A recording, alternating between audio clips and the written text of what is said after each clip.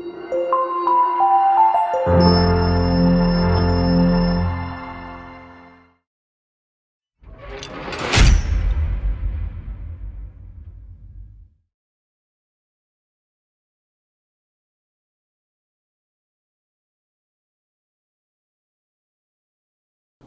is yet another show of the League of the Genuine. I'm your host, Fred Muwema.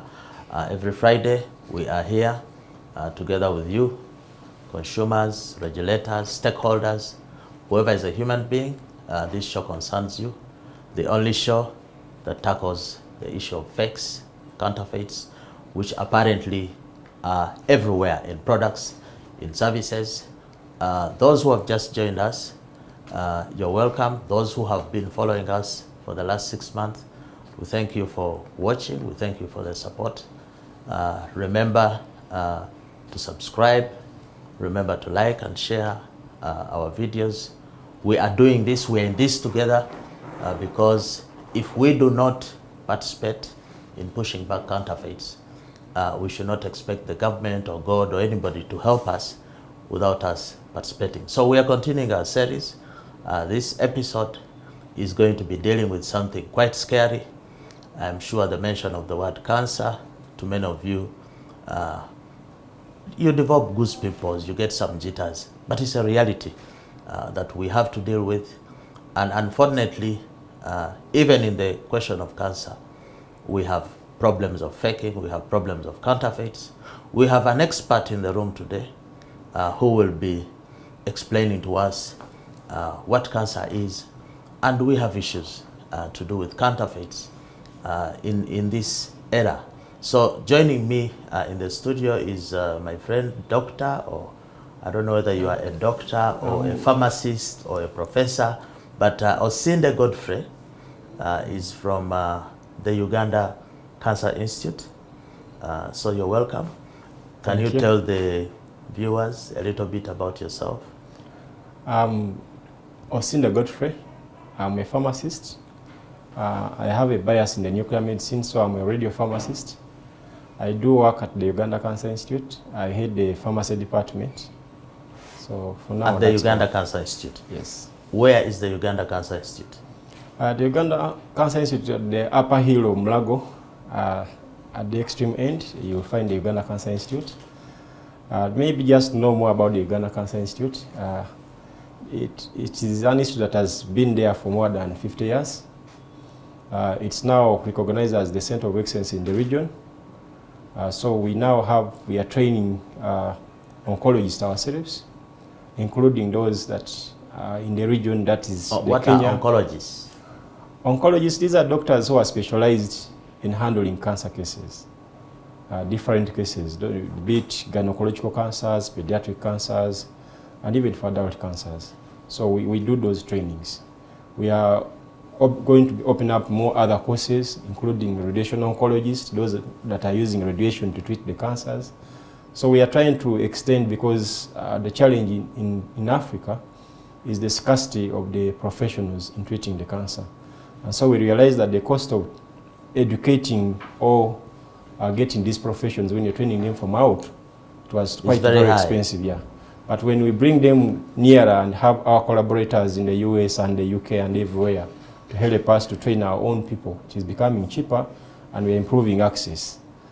So is the problem that you're not training enough doctors, or is it the quality of the doctors? Somebody may want to know, because we are having more and more cancer cases. Last year we lost almost 25,000 people died. We have more than 60,000 active cases of cancer. Why are we having this increment? And as you answer that, do you see a relationship between cancer and counterfeiting? Yes, true. It could be true.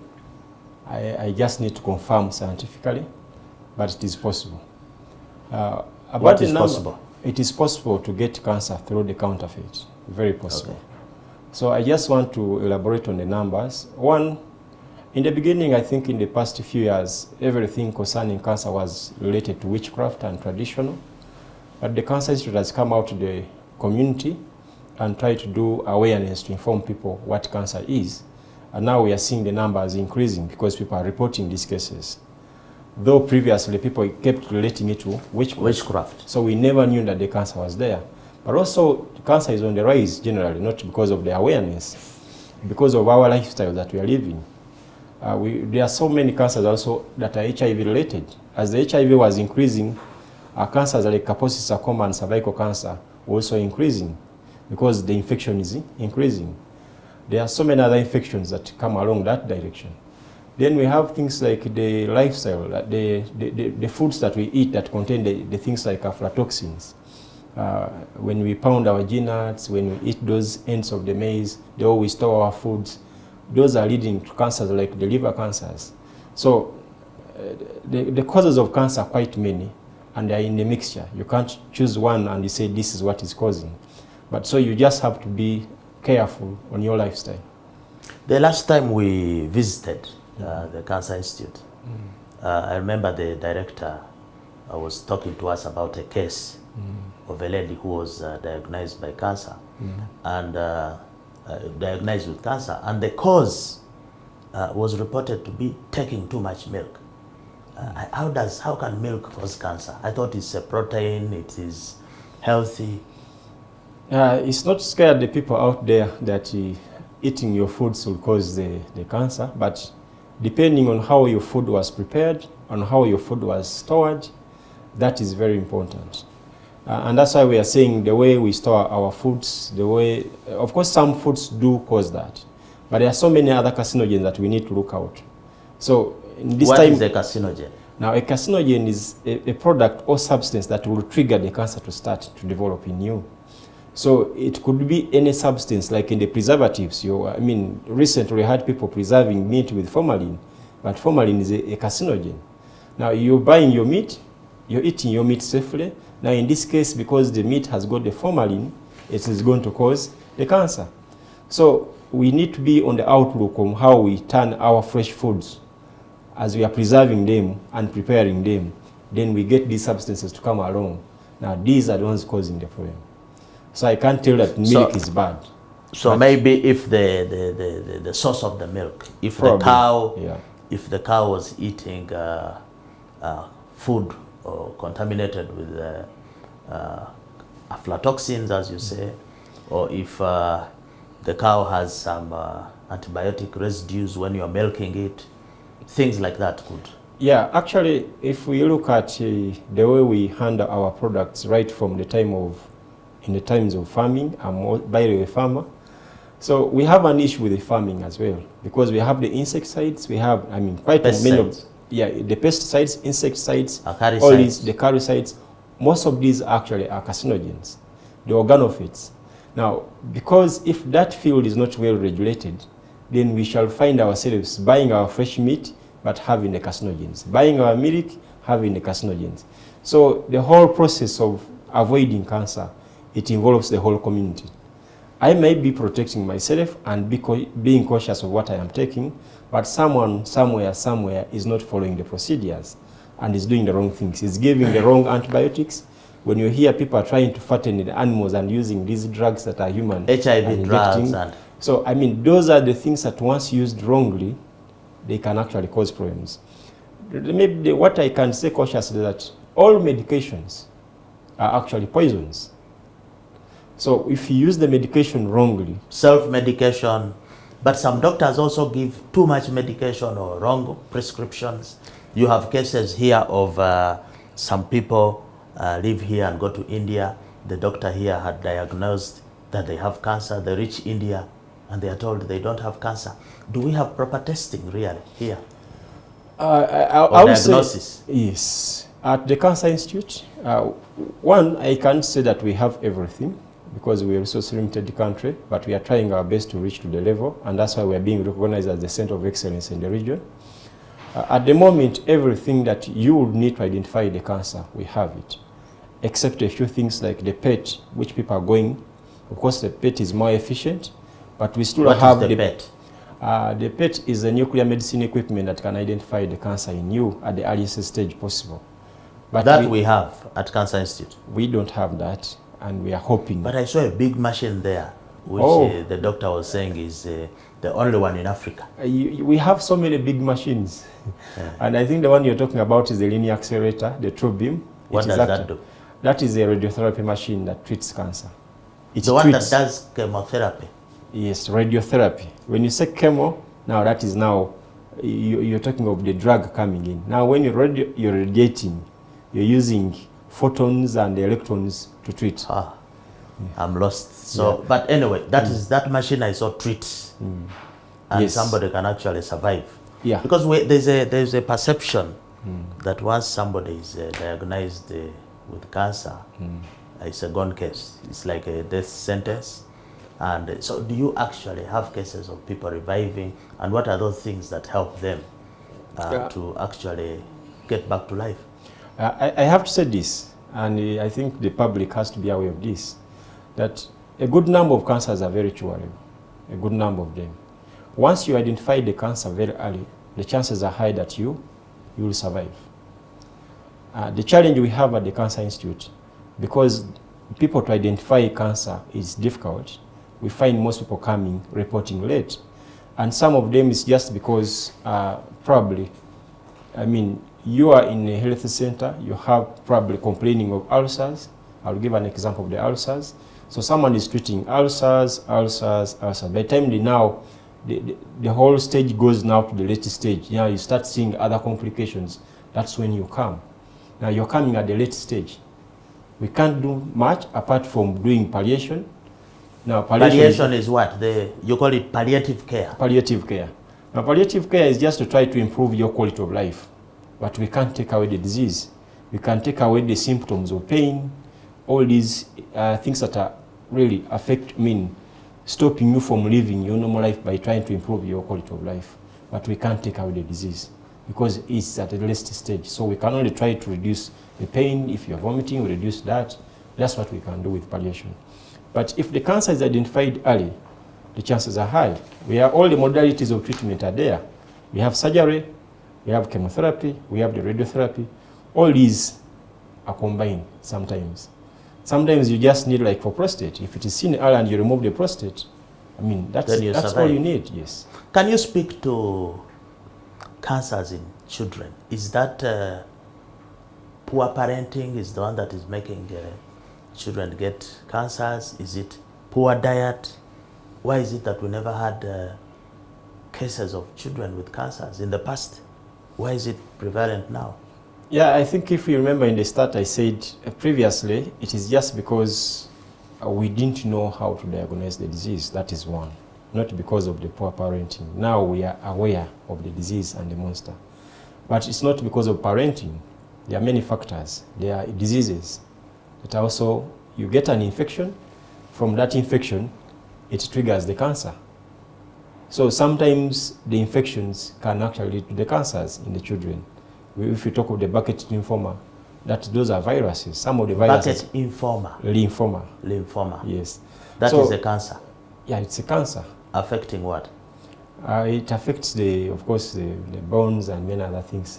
You always, when you come to the institute, you see people with swollen jaws and all that. So that's a form of cancer also. Yeah, but when you talk of lymphoma, if you remember the blood cells, the lymphocytes and all those things. So we are talking when the blood, those are blood. I may not remember because I'm not a scientist, but okay, those are part of the internal. Yes. Yeah. So cancers in children are not because of bad parenting. There are many other factors, and just like we can get a trigger because the child is growing, the cells are dividing, and because of that small abnormality that comes up that has not been recognized, and the cell continues to divide.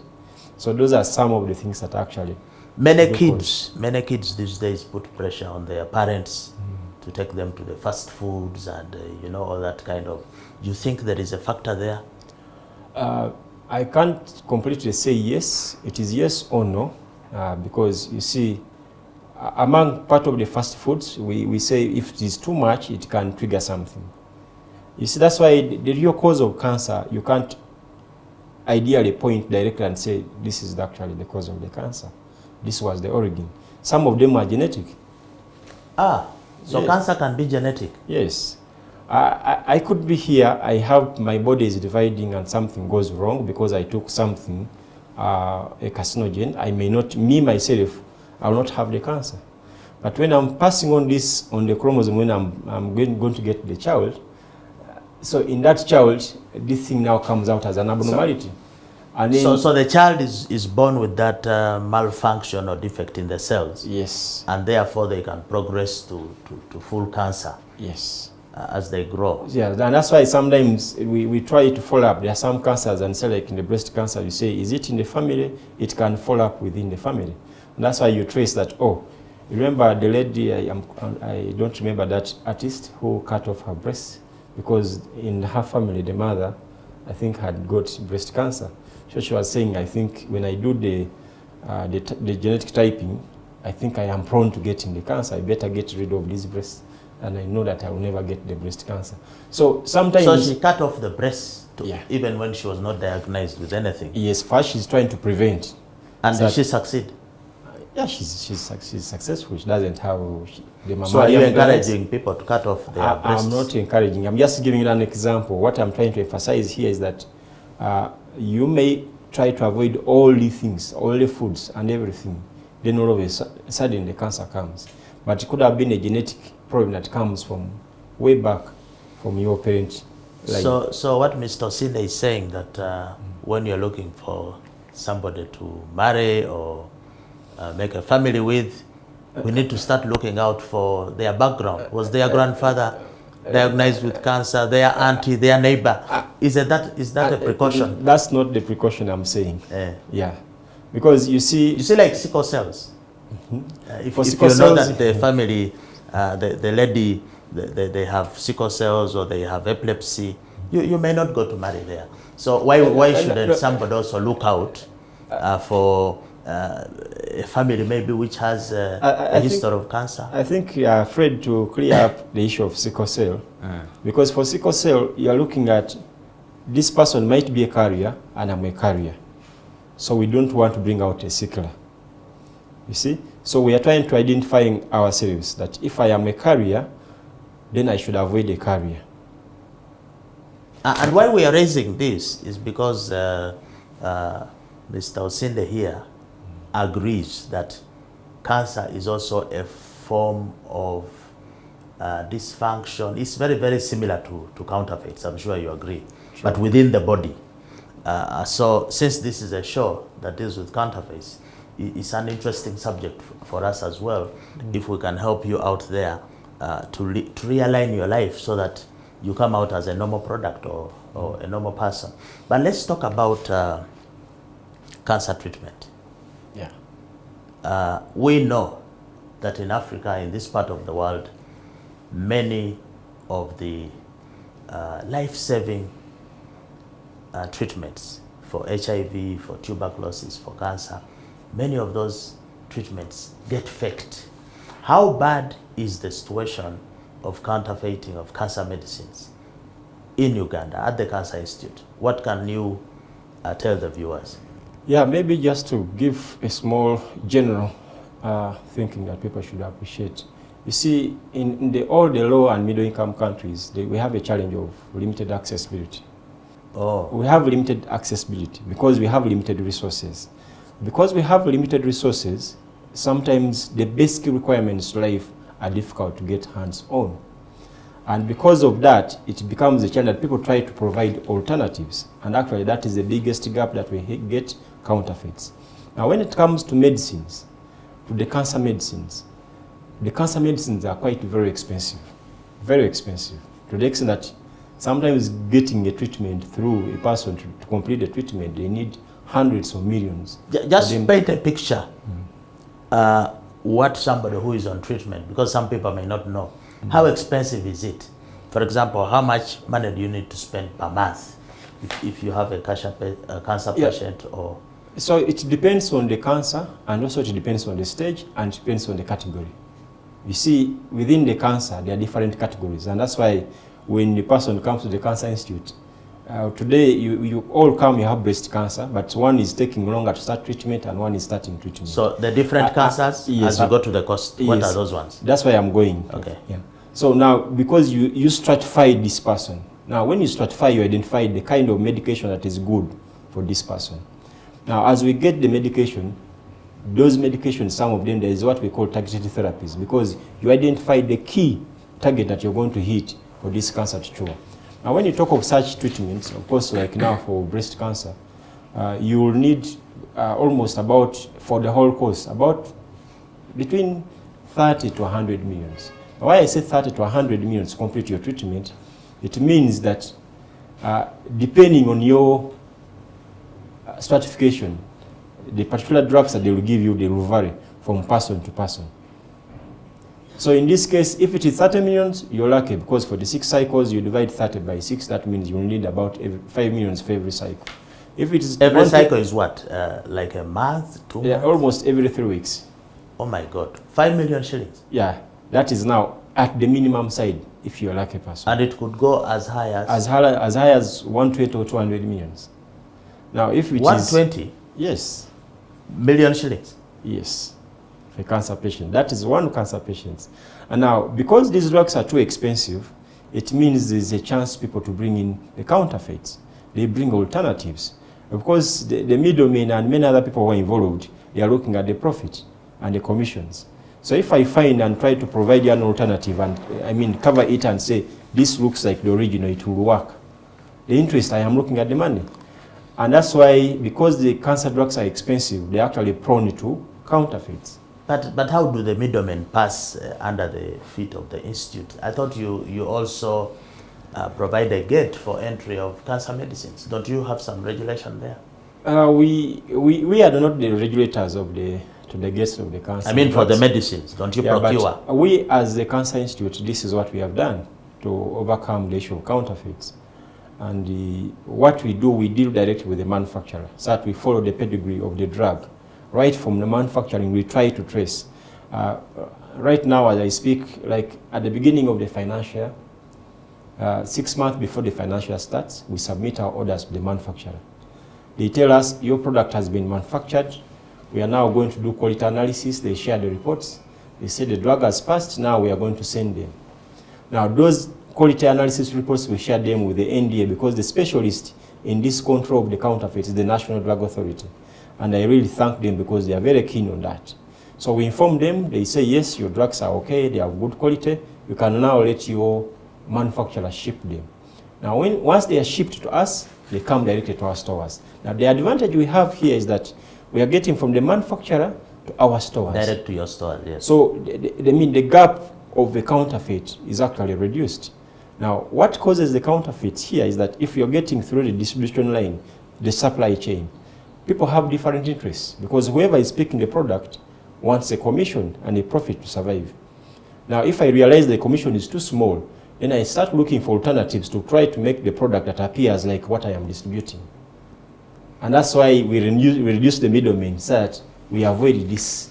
Because the reason why for cancer it is actually bad if the product is bad, because cancer itself, that if you don't treat it very well, the chances are very high that the disease is going to progress to the worst state.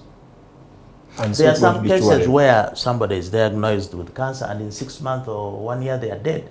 Then in other cases, people survive for 10, 15 years. Yes. What causes that, what I might call premature death? Yeah, that's why I say the drug or... One is not first of the drug, because the person, depending at what stage they were of the cancer you've come to. That's why I said if the cancer is seen early, the chances of survival are high. If it is seen late, and also... Or even if the medication is bad also. Very true. Because if I'm getting the poor medication, the doctor has prescribed and seen that the best way to handle this cancer is to give this drug. We give that combination, but in that combination, one of them is of poor quality. So I mean, the response, yeah. So we give you all the 6 cycles, there's no response. In the end, the disease progresses to the worst situation. So by the time you realize that probably there is this drug, and by the counterfeits are not actually because the manufacturer or someone has changed the active ingredient. Sometimes just the storage, that I get a product, it is genuine enough, but the person who is in the process of distribution is not following the conditions of the manufacturer. That product changes. At the institute, we saw you have a lot of cold storage rooms for cancer medicines. Yeah. Some below 10 degrees, some below 20. So what you are saying is that don't go and buy a cancer medicine for your loved one off a shelf in a pharmacy which has no cold storage? I'm not. The most important thing is to buy a product from what has been for a licensed pharmacy that has been licensed. It may be licensed, but is it right? Because I saw storage in the cold room. Yeah. A pharmacy, if it has no cold storage, is it right I just go and pick a drug coming off the shelf? Because that would not be below 20 degrees temperature. You see, the reason why you found that our room temperatures are below 25, our drugs are coming from the zone 1 and zone 2. When you go to the UK, Zone 1 is Europe. Yeah, in Europe, yeah. Their temperatures hardly cross 25 degrees. So when they are manufacturing their products, they look at those temperature conditions. Now, if you are going to get your products from those regions, you ensure that the temperatures are also within that range. Because the analysis report and the assurance they have given you that for this potency to continue working, you must keep these products because the tests have been done in that. So what the NDA usually requires for these companies to try to do the tests for exposing them to these temperatures that are extreme for our side. Now, because that process takes some time, but we want the product to treat our people, we provide the conditions that meet that. Some people have the habit of going abroad, America, or whatever, and they get treatments, bring for their people back home in a briefcase or in hand luggage, in a plane. Does that affect the quality of the drug and make it counterfeit? Very true. And actually, most of the power imports that are now becoming the counterfeits, because that's why I said making a counterfeit, you may get a genuine product with the brand, the batch number, and you can trace that it was manufactured by the genuine manufacturer. But because handling, storage, the handling and everything turns this to be, because what it is claimed to do is not what the other genuine product is going to do. So ideally, it also becomes a counterfeit. So even those that they are carrying and the power imports, people are carrying the briefcases to come and say, I'm reducing the cost of all these things. In the end, you're getting a product that is a counterfeit. So not only must you procure it from a place with the right storage, what about at home? Because I imagine some cancer patients are being treated at home. Should they put the medicine in the deep freezer, or where do they keep it? Such products that require keeping, usually we teach you on how to handle them. But most of our products, we administer them at the institute, 90%. And that's why we do not allow a person that we give the treatment and you can receive it elsewhere. One, the products themselves. So when somebody is diagnosed and they have come to the institute, they are not supposed to leave? No, they will leave, but the treatment, you receive it at the Cancer Institute. And the reason if somebody is coming from Nebi, and maybe that's the reason why you have a lot of people in the corridors sleeping on the floor. Is it because you don't have beds, or is it because the people cannot afford to go and come back every few days? Yeah, I think it is the issue about the transportation. People are really poor. We give them medication there. Most of the people who are sleeping there, they are outpatients. But remember, if you look at the case of radiotherapy, the only place where you can get radiotherapy is the Uganda Cancer Institute. But you're going to have sessions every week for about 12 or even 20 times of that. But 20 weeks? Yes. So now you're not going to tell this person every week to travel to Nebi, come back, travel to Nebi. I mean, very few Ugandans can afford that. So what they opt for is to sleep around. And I think we are trying to work as an institution to try to get a hostel, because in most cancer centers around the world, they have hostels, because there's nowhere in the country where you'll find such treatment centers in every district or every kind of area. So people still have to camp and get their treatments. So it is an option that we have to work on. So the number, those people that you see at the Cancer Institute sleeping, is not because the Cancer Institute doesn't care. It is because that is the best you have. These guys need to stay around to get treatment. It's very inevitable. It's very inevitable. It's not that we would wish to have the best for our people, but we have limited resources. But we are working within those resources to ensure that our people are fine and getting the treatment. So somebody who is watching now is wondering, so where, first of all, where can I go for treatment? Is it on the Cancer Institute? Where are the places I can go for treatment? Two, where can I get genuine cancer medicines?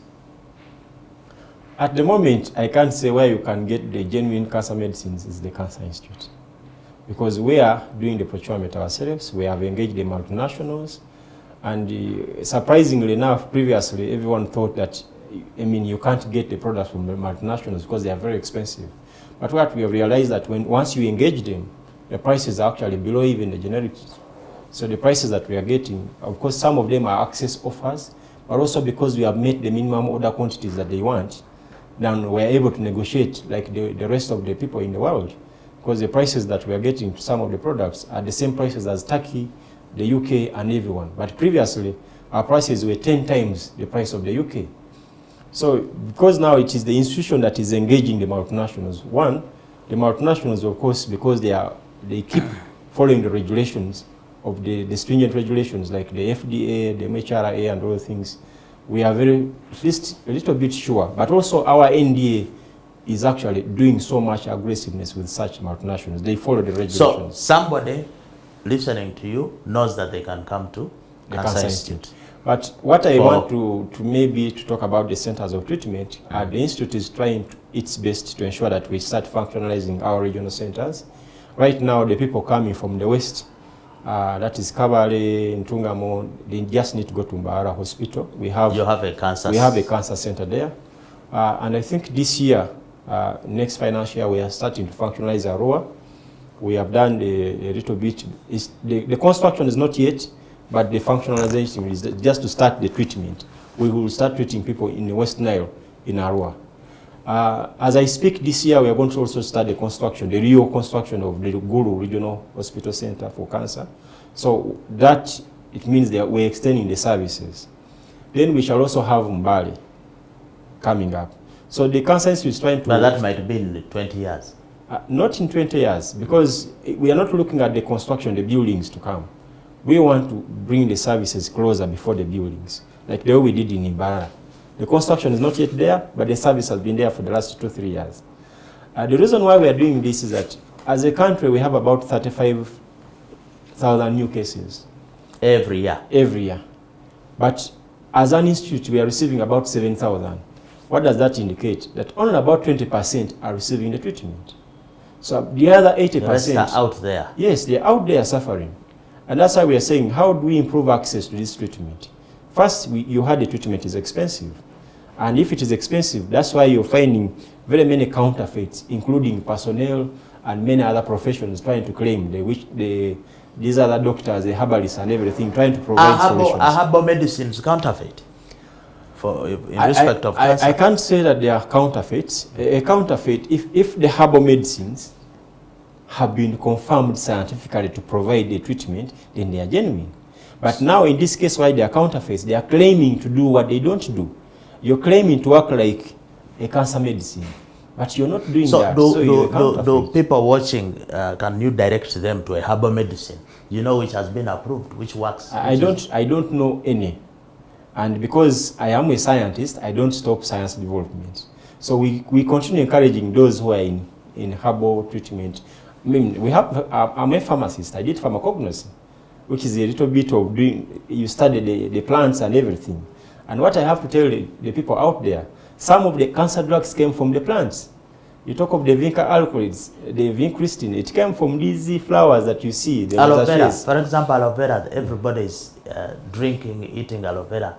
Does it have some properties on you see, treating cancer? It has claims that have not yet proven scientifically. And that's why it's not prescribed by any professional to go and take.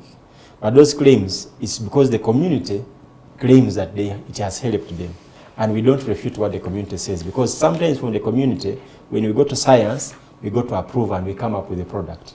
But what I'm saying that plants are actually a source, one of the sources of some of the anti-cancer products. So not whatever is in the plants is wrong, but has it been quantified and now prepared to give you an effective dose?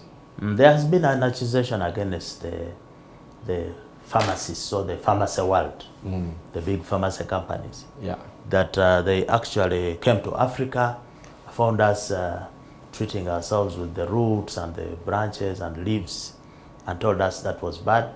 And then they take those very roots, go make medicines, and make huge profits from us, treating us with the very, very things we have here. You can answer to that. I can answer to that. I've just given an example that from the rosacea, if I moved around, I can show you that flower that from which we get the vincristine. The flower is called? Rosacea. It's a rose flower. It has... Does it have a local name?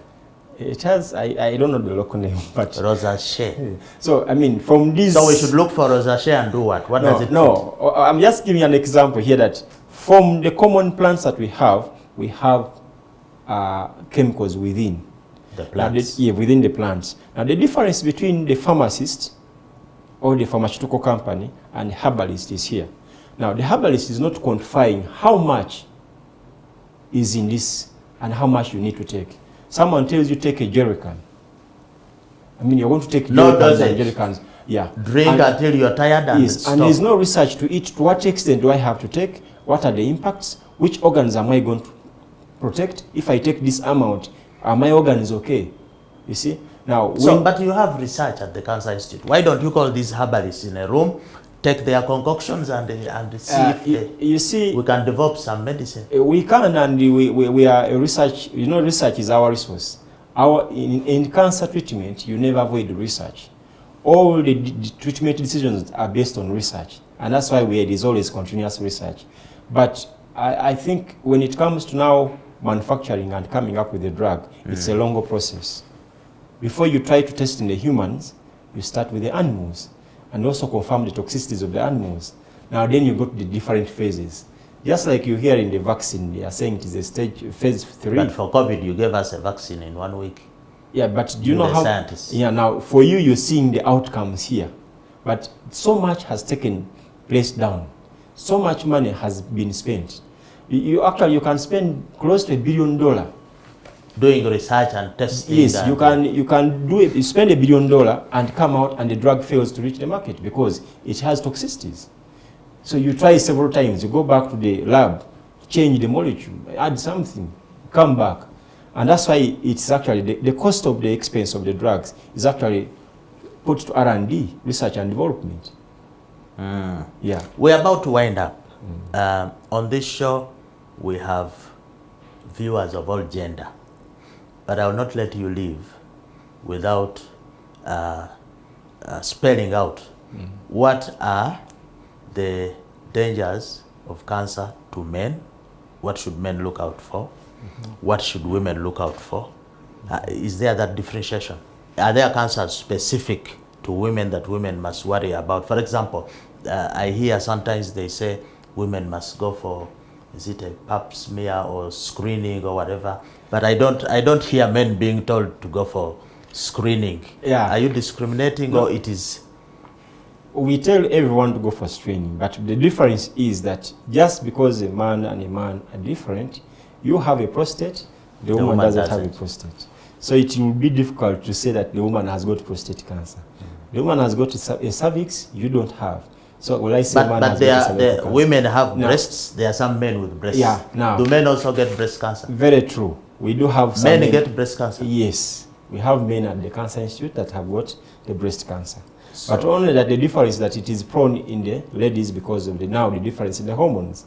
So, and that's why you should know that the human being is a little bit, we have that small difference, and that is the difference in the terms of the cancers that we also get. But then there are those cancers that we all share. If you're talking of Kaposi sarcoma, I mean, it is un-HIV related, and of course there are those that are not HIV related, but that can get any of us. So we need to be cautious. So if I tell you, I mean, protect yourself from the HIV. So generally, everybody is potentially under threat. True. So you should not say because I'm a man or a woman. Yeah, and that's why we are saying that everyone should be cautious. Everyone should go and do the screening, like for a prostate. There are particular ages we know that, oh, at this stage, 45 and above, you need to try to be on the outlook. Such, I mean, you should be monitoring yourself. And most important thing that when you have an ailment, like in the case of the GIT cancers, of course, people are all running around with ulcers. It is always GIT means? The gastrointestinal. Stomach. Yes, the stomach cancers and all that. Now, those are, you get an ailment and, I mean, you're not diagnosing it so well, and then you continue with it. Little do you know it, after some time, it is actually a chronic disease. So every time you get an ailment, whatever it might be, try to go to the right personnel to diagnose you well, and you get the right But where do treatment. you get the right personnel? I just told you that so many people go and get fake results. The doctor tells them you are suffering from this when they are not. That's a big challenge. It's a big challenge, but I think as the public, you should be aware that there are regulatory authorities that do issue licenses. Ask the person who is providing a service, where is your license? Are you licensed? The license to do so? could be fake. We don't know how a genuine license looks So like. I think these are some of the things that you, as the members who are doing this advocacy, that, I mean, the different authorities should come out to tell that if you find such a license, in this case, this is the right license, this is not right. People should now show their professional identity, that we avoid some of these things. But I think as a country, we have all these regulations, and if we follow them up, we can overcome these counterfeits. Because counterfeits, not only the medicines, even we, the persons, just like the cancer itself is a counterfeit. How are people counterfeits? Because I mean, you're claiming to be what you're not. I'm claiming to be Muwema. I'm claiming to be a lawyer. You see, I am not a lawyer. So I should really, everyone should know that if you see this person is not a lawyer, so that we avoid going to present wrong. As we wind up, you've said that cancers are caused by lifestyle issues. And these days, anybody who is anybody must have a phone. The first thing they want is a phone. It's an identity symbol. I have heard that in many of the developed countries where there's a lot of mobile telephone penetration, they have a lot of blood cancers. Do you know that there is a connection between too much use of mobile phone and blood cancer, leukemia? Yeah, I think maybe when you talk of mobile phones, you're talking of radiations. Yes. Yeah. So computers, mobile phones. Yeah. So where there is a lot of radioactivity, there is a chance to trigger. But it depends on the levels. So there are very many other factors that go along with that. So the impact of the mobile phone sometimes may not be seen. It's not as acute, it's not quick. It may come after. Over time. Or it may not happen in you, it may happen in the next generations or the other generations. So whatever we do or whatever we develop, we should be cautious. So are you advising people, some people like to have 3 TVs in their home, in the bedroom, in the kitchen, and they sleep in a bedroom with a TV. Could that be a dangerous practice which can increase radiation and therefore chance of catching a cancer? I can't say it's really dangerous because the levels of radiation are not so high. What is funny, you may talk about the TVs, but when you're the frequent, I mean, you're always on the planes, yet there's higher radiation up there. In the plane, there's radiation also? Yes, there's higher radiation. You're more prone to get cancer from radiations on the plane than when you're on the ground. You know, so just because, not to scare, but also as we do our constructions, depending on our grounds, I mean, there are some natural radiations that are coming within the grounds. I mean, those are some of the things that need to be identified and all that, but I mean... But Mr. Osinde, we need to be scared because 30,000 people die every year, and we are still counting. So I think that is cause for alarm. And maybe, why don't we have as much awareness about cancer? The way we have like with HIV, the way we have like with malaria. Do you feel the Cancer Institute can do more to create awareness about this big health? Yeah, I think one of the biggest challenge that we faced as the Uganda Cancer Institute, you see, when the HIV was there was the Global Fund. Everyone was supporting to fight that. Now, the cancer is like more of an orphan. I mean, it's bad to say a disease that leads to death, but I mean, the government is tackling it alone. We do not have any other fund that is trying to support that.